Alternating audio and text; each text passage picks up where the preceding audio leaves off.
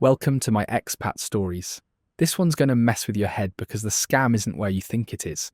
The girls aren't the problem. The club isn't the problem. The problem is the one person you'd never suspect. Daniel, 27, bartender from Sydney, Australia. Solo backpacking through Colombia in 2023.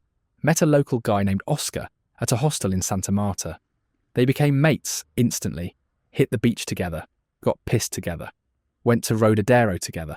Met two gorgeous Colombian women. Had the night of their lives. Woke up the next morning grinning like idiots. Then Oscar suggested one more beer to cure the hangover. That beer cost Daniel everything. $9,200. His phone, his laptop, his camera, his passport. All of it. Gone in 18 hours. Here's Daniel.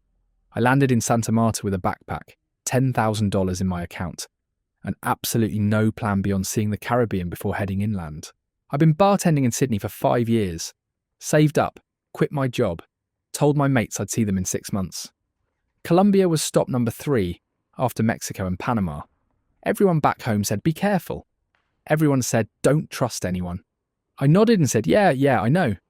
I booked a hostel near the centre of Santa Marta. One of those big party hostels with a pool and a bar and hammocks everywhere. Dorm room. 8 beds. I dumped my bag and went straight to the common area. That's where I met Oscar. He was sitting at the bar with a beer, watching a football match on the TV. Colombian guy, maybe 30. Fit, big smile, tattoos down both arms. He saw me walk up and said in perfect English, Aussie? I laughed. Said, yeah. How'd you know? He pointed at my thongs. Only Aussies wear those everywhere, he said. Fair point. We got talking. He'd been travelling up and down the coast for a few months, working odd jobs. Surf instructor in Palomino, bartender in Cartagena. Said he was taking a break in Santa Marta before heading to Medellin. He asked where I'd been. I told him Mexico and Panama. He said Colombia was better, more real, less gringo bullshit. I said I'd be the judge of that. He laughed and bought me a beer. By the end of the night, we were mates. That's the thing with solo travel. You meet people, and within a few hours, you're closer than you'd be with someone back home after a year. Shared experience. No bullshit. No history. Just 2 blokes having a good time. Next morning, Oscar knocked on my dorm door, said we should hit Playa Blanca, rent scooters, make a day of it. I was keen. We rented 2 beat-up scooters for 50,000 pesos each, about $12. Rode out to the beach, spent the day swimming and drinking cold Aguila beers from a cooler some kid was selling on the sand. Oscar knew everyone. The beer kid, the empanada lady, the guys renting chairs. He'd been around. He had that ease about him, like he belonged, everywhere. We talked about everything. His family in Barranquilla, my family in Sydney. His ex-girlfriend who'd cheated on him. My ex-girlfriend who'd done the same. Work, travel, life.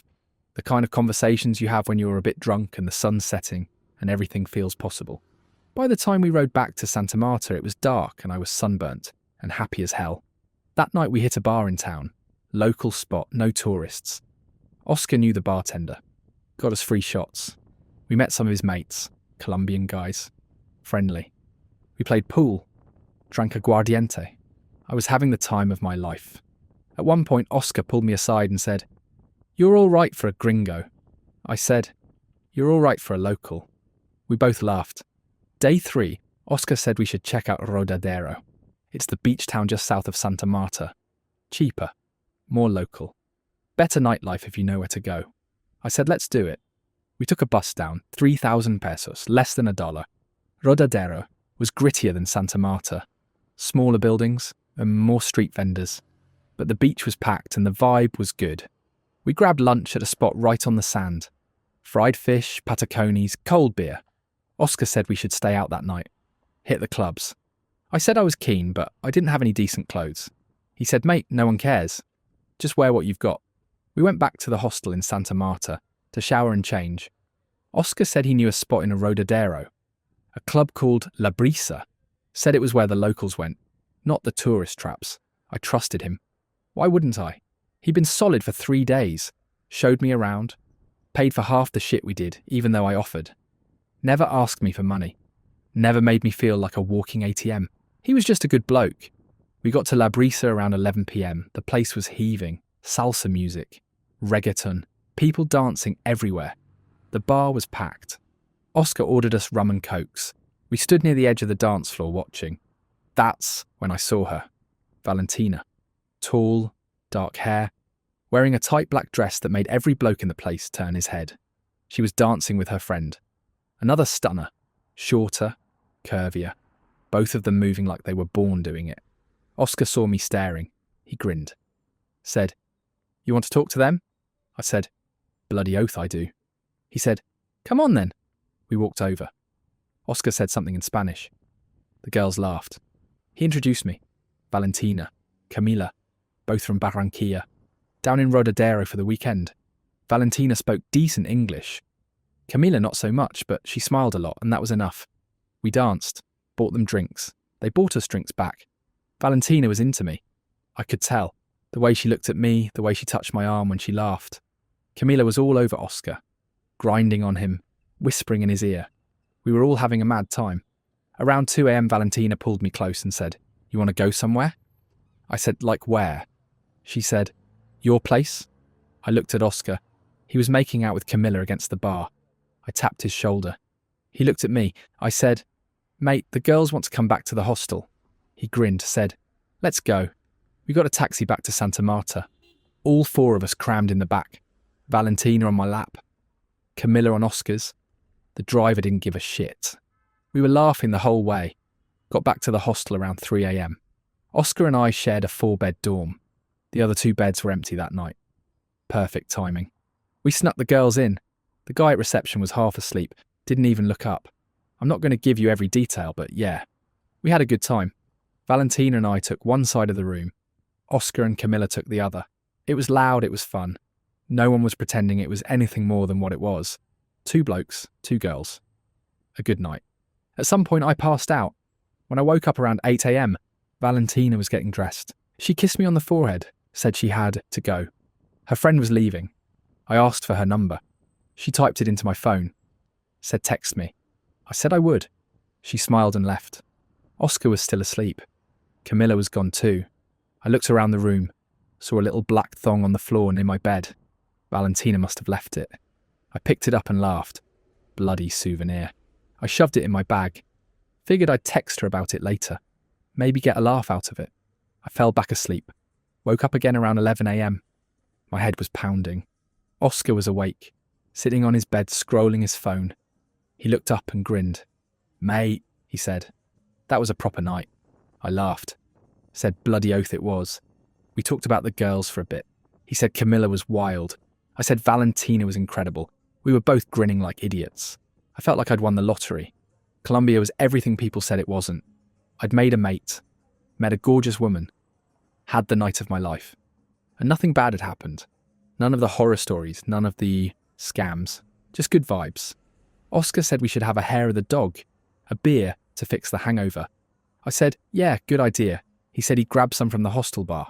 I said I'd have a shower first. He said, no worries. I'll bring them up. I jumped in the shared bathroom down the hall, took a quick shower, came back to the room. Oscar was sitting on his bed with 2 open poker beers. He handed me one. Said, cheers, mate.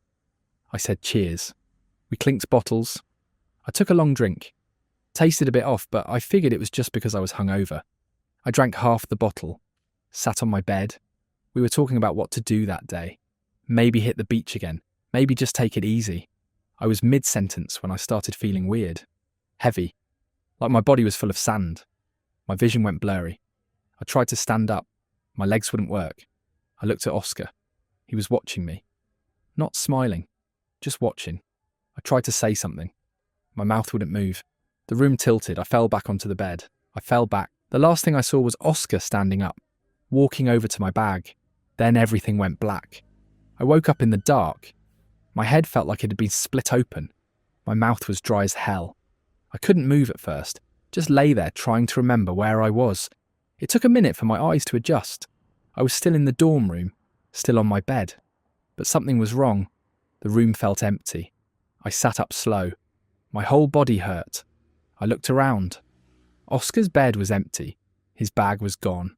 I looked at my phone, except I didn't have my phone. I looked at the shelf where I'd left it. Gone. My laptop. Gone. My camera. Gone. I looked at my bed. My backpack was open. Rifled through. I grabbed it. Everything valuable was gone. My cash, my cards, my passport. All of it. The only thing left was my clothes and the black thong at the bottom of the bag. I stumbled out of the room, checked the time on the clock in the hallway. 5 a.m. I'd been out for 18 hours. I went to reception. Different guy working. I said my roommate robbed me. He looked at me like I was crazy. I said Oscar, the Colombian guy. He checked the computer. Said Oscar checked out yesterday afternoon. Paid his bill. Left. I said he drugged me. The guy shrugged. Said I should go to the police. I didn't go to the police. What were they going to do? I'd been drugged and robbed by someone I'd known for 3 days. I had no proof, no witnesses, no way to prove Oscar had done it. And even if I did, he was long gone. Probably already in another city, another hostel, another gringo. I sat in the common area for an hour trying to figure out what to do. I had nothing. No phone, no money, no passport. I couldn't even call home. I went back to the dorm and found my debit card tucked into a sock. Oscar must have missed it. Small miracle. I went to an ATM, pulled out the max. 2 million pesos. About $500. It wasn't much, but it was something. I spent the next 2 days sorting my life out. Called the Australian embassy from a payphone. They said I'd need to come to Bogota to get an emergency passport. That'd take a week. Cost money I didn't have. I called my parents, asking if I was okay, asking what happened. I told them I got robbed, didn't mention the drugging, didn't mention Oscar, just said someone broke into my room. They wired me $2,000. I picked it up at a Western Union, used it to buy a bus ticket to Bogota, to pay for a hostel there, to get the emergency passport sorted. The whole time I kept thinking about Oscar. How normal he'd seemed, how solid. We'd spent 3 days together, laughed together, drank together, talked about life. He'd paid for half the shit we did, never acted sketchy, never asked weird questions about money, never pressured me to do anything. He was just a good bloke, or so I thought. The drugging wasn't random, it was planned. He'd waited until my guard was completely down, until I trusted him, until I'd had the best night of my trip and felt invincible. Then he struck. The beer he brought up wasn't from the hostel bar. It was spiked, probably scopolamine. Devil's breath. The same shit you hear about in every Colombia horror story. I'd been so careful in bars and clubs, never left my drink unattended, never accepted drinks from strangers. But I'd accepted one from a mate, from someone I trusted. That's what got me. I thought about Valentina and Camila too. Were they part of it? I didn't think so.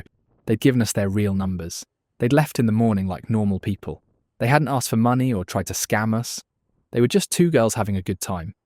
But maybe I was wrong. Maybe they were scouts. Maybe they reported back to Oscar that we were flush with cash, that we were easy targets. I'll never know. I texted Valentina's number a few days later from a cheap phone I bought in Bogota. Asked if she'd heard from Oscar. The message didn't deliver. Number wasn't real, so maybe she was part of it after all. Or maybe she just gave me a fake number because she didn't want some random Aussie blowing up her phone. Either way, I'd never find out. It took me a week to get the emergency passport sorted. The embassy was helpful but slow. Lots of paperwork. Lots of waiting. I stayed in a cheap hostel in Bogota. Didn't talk to anyone. Didn't go out. Just sat in my bunk staring at the ceiling trying to figure out how I'd been so stupid. I went through it all in my head. Every conversation with Oscar. Every moment. Looking for red flags. There weren't any. He'd been perfect. That's what made him good at it. He wasn't some sketchy dude hanging around tourist spots. He was a friendly local, a traveller, someone you'd want to be mates with, someone you'd trust. That was his angle. Build trust. Wait for the right moment. Strike. I thought about how many other people he'd done this to, how many other solo travellers he'd befriended, how many other good nights he'd turned into nightmares. The guy at the hostel said Oscar had been staying there for a week before I arrived. How many people had he scoped out before picking me? How many had he passed on because they weren't the right target? I flew home 3 weeks after arriving in Colombia. My parents paid for the ticket. I landed in Sydney with an emergency passport, a backpack full of dirty clothes, and a black thong I should have thrown away, but didn't because it was the only proof I'd had one good night before it all went to shit. My mates asked how the trip was. I said it was fine. Didn't tell them what happened. Didn't want to hear the "I told you so's." My mum asked if I was okay. I said yeah. She didn't believe me, but she didn't push. I moved back into my old apartments, got my bartending job back, started saving again. Told myself I'd go back to travelling eventually, but I haven't. That was 2 years ago. I'm still in Sydney, still bartending, still thinking about Oscar sometimes. The money hurt. $9,200. That was my laptop, my phone, my camera, and about $4,000 in cash I'd withdrawn to avoid ATM fees. Gone in one afternoon, while I was unconscious in a hostel bed. But the money wasn't the worst part. The worst part was the trust. I'd let my guard down. I believed someone was my mate when he was just playing a role, waiting for his moment. People always say don't trust anyone when you travel. Don't accept drinks. Don't go home with strangers. Watch your back. But no one tells you to watch out for the people who seem trustworthy, the ones who become your mates, the ones who pay for half, the ones who show you around like they've got nothing to gain. Those are the dangerous ones, because you never see it coming. I think about that night in Rodadero sometimes. Valentina, Camila, dancing, laughing, the taxi ride back, the stupid thong on the floor. It was a good night, one of the best I'd had, and Oscar used it against me. He knew I'd wake up the next morning feeling on top of the world, feeling like nothing could touch me. That's when he struck. When I was happy, when I was vulnerable, when I trusted him completely. I don't blame the girls, I don't even blame Colombia. I blame myself for being naive, for thinking that 3 days of friendship meant something, for drinking a beer I didn't watch being opened, for letting my guard down because I wanted to believe I'd made a real connection. The black thong is still in my closet somewhere. I don't know why I kept it. Maybe as a reminder. Maybe because it's proof that something good happened before it all turned to shit. Or maybe I'm just a dickhead who can't let things go.